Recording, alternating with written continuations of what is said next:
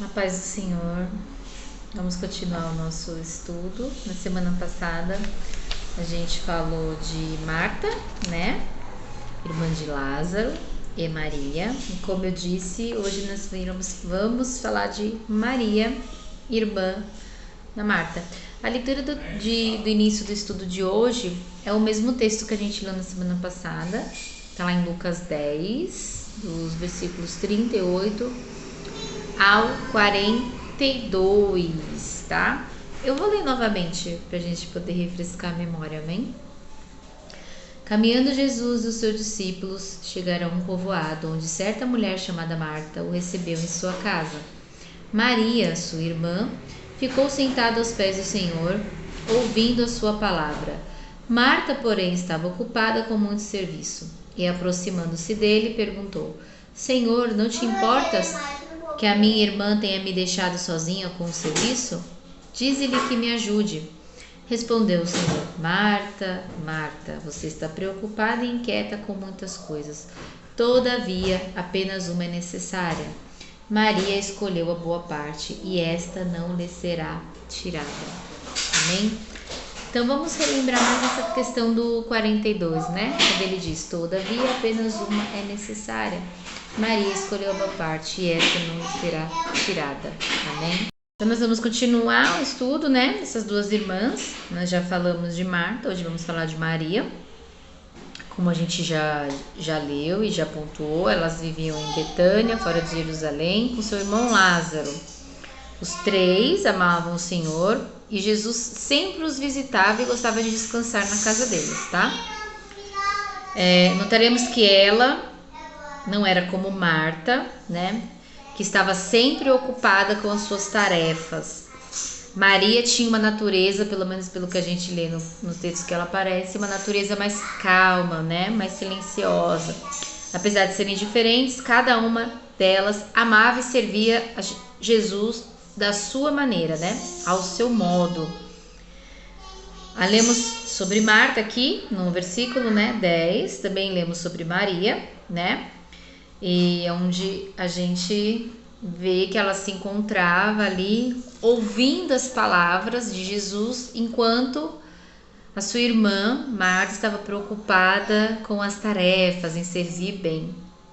A gente releu aqui, né, relembrou, né, o que está lá no versículo 42, como eu disse: entretanto, pouco é necessário, ou mesmo uma só coisa. Maria, pois, escolheu a boa parte, e esta não lhe será tirada.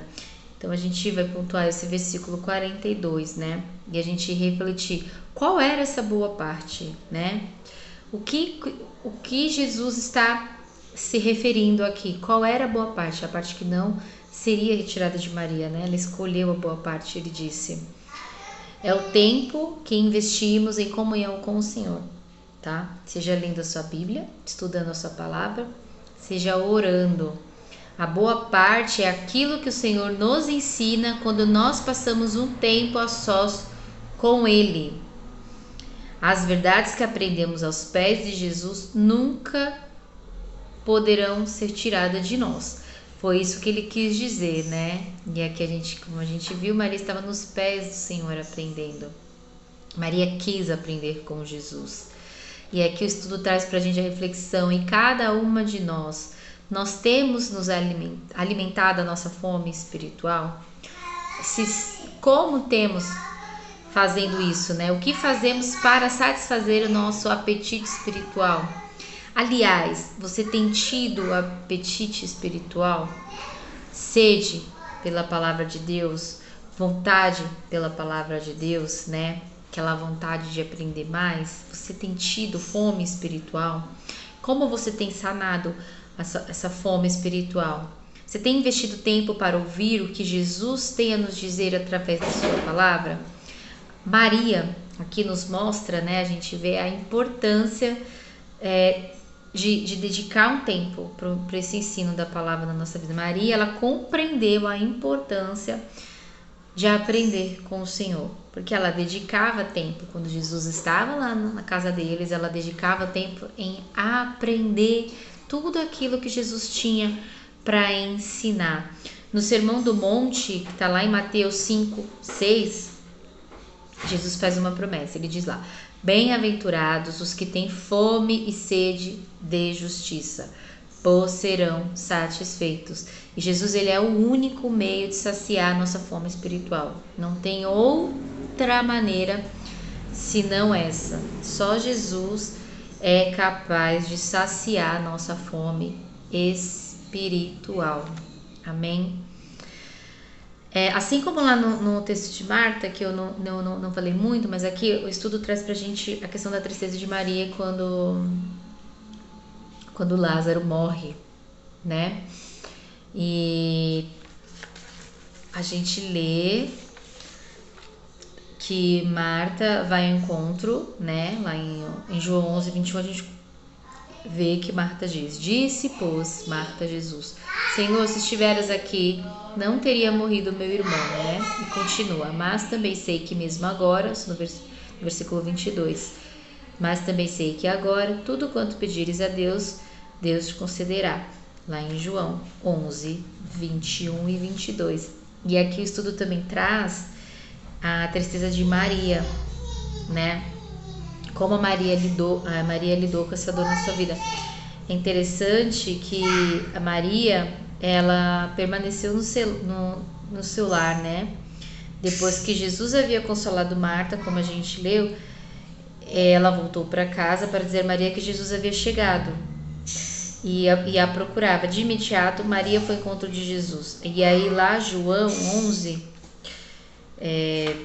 do 28 ao 36 relata assim, ó: tendo dito isso, retirou-se e chamou Maria, sua irmã, e lhe disse em particular: o mestre chegou e te chama. Ela, ouvindo isto, levantou-se depressa e foi ter com ele, pois Jesus ainda não tinha entrado na aldeia, mas permanecia onde Marta se avistara com ele. Os judeus que estavam com Maria em casa e a consolavam, vendo-a levantar-se depressa e sair, seguiram-na, supondo que ela ia ao túmulo para chorar. Quando Maria chegou ao lugar onde Jesus estava, ao vê-lo, lançou-lhe-se aos pés, dizendo: Senhor, se estiveras aqui, meu irmão não teria morrido. Jesus, vendo-a chorar, e bem assim os judeus que a acompanhavam, agitou-se no espírito e comoveu-se, e perguntou: onde o sepultastes? Eles lhe responderam: Senhor, vem e vê. Jesus chorou. Então disseram os judeus: vede quanto o amava. Eu acho lindo. Então você vê que Marta fala com Jesus, né?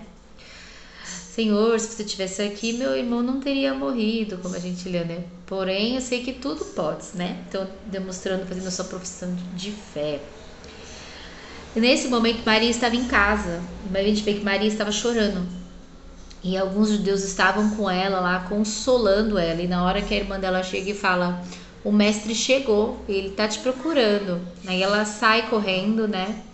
E aí os judeus acompanham ela, né? Vão atrás e ela se prostra aos pés do Senhor, chorando, dizendo que se ele estivesse lá, o irmão dela não teria morrido. E Jesus se comove, e Jesus pergunta onde ele foi sepultado, e Jesus chora. E vários judeus que estavam consolando Maria na casa dela, que acompanharam, eles presenciaram não só isso, mas o milagre da ressurreição de Lázaro, né? E eu tô segura que ambas as irmãs amavam o seu irmão e lamentavam a morte dele, tá? Mas, na questão das lágrimas, pelo menos aqui a Bíblia nos informa somente sobre as lágrimas de Maria, né? Talvez ela pudesse ser um pouco mais emotiva. A gente vê que ela era diferente, ela tinha uma maneira. A sua irmã, dá pra ver que era uma pessoa mais agitada, ela não, né? E quando Jesus viu chorando com seu coração ferido, ele também chorou. Então, quando a gente lê essa parte aqui que a gente fala que ela estava sendo consolada, a gente pode ver que as irmãs, né? Vamos falar os irmãos, né? No geral, apesar de Lázaro, nesse episódio, Lázaro estava morto, as irmãs, elas tinham ao redor dela pessoas que amavam elas e que se preocupavam com elas o suficiente para compartilhar das dores e tristeza, né? Elas eram mulheres muito conhecidas na sua comunidade. Por isso, seu testemunho prévio perante essas pessoas, Maria e Marta puderam compartilhar com todos os seus amigos o milagre quando Jesus ressuscitou Lázaro, como eu falei. Lá em João 11:45 diz: muitos, pois, dentre os judeus que tinham vindo visitar Maria, vendo o que fizera Jesus, creram nele.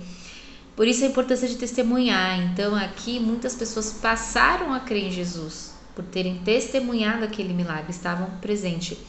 Isso traz pra gente o quê? Que mesmo diante de horas difíceis, né, que seguiam o falecimento do irmão delas, o lar delas permaneceu aberto. Olha só que coisa maravilhosa. Elas poderiam ter se fechado, ter ficado sozinhas, né, vivendo o luto delas, vivenciando a tristeza delas. Mas não, elas abriram lá, elas aceitaram ser acolhidas, né, consoladas por essas pessoas. Acredito que Deus honrou o testemunho dela e devido a isto outras pessoas passaram a crer também. Bem legal. E apesar das ações de Maria estarem registradas aqui na Bíblia, a gente sabe muito pouco sobre o que ela disse, como eu falei. Maria quase sempre ela tá quieta, né? Ela tá silente, né? Em silêncio, ela tá quieta. Somente uma vez lemos suas palavras e ela somente repetiu o que Marta disse após a morte de Lázaro, que foi o que a gente leu lá, quando ela se prostra aos pés de Jesus e diz: Senhor, se estiver aqui meu irmão não teria morrido. Nas outras vezes que a gente lê, ela sempre estava prestando atenção nos ensinamentos do Senhor. A gente pode ver que Maria, a gente pode dizer assim, que ela amava de repente de um modo silencioso, né? Frequentemente nós tentamos expressar o nosso amor sempre por meio de palavras, né? Às vezes a gente diz: eu sei como você está se sentindo, né? Quando uma pessoa passa por uma situação semelhante, por uma experiência assim, a gente fala: eu sei como você está se sentindo. Mas nós precisamos aprender com Maria sobre o grande poder do amor silente, sabe? Aquele amor silencioso, né? Vemos este poder claramente manifesto em Marcos 14:9, tá? Quando Jesus diz: em verdade vos digo, onde for pregado em todo o mundo o evangelho, será também contado o que ela fez para a memória sua. Então, Jesus disse, né, estaria registrado essa história que isso aconteceu com Maria. E hoje a gente pode ler e aprender, né? O ato de adoração de Maria, motivado pelo seu amor, nunca será esquecido.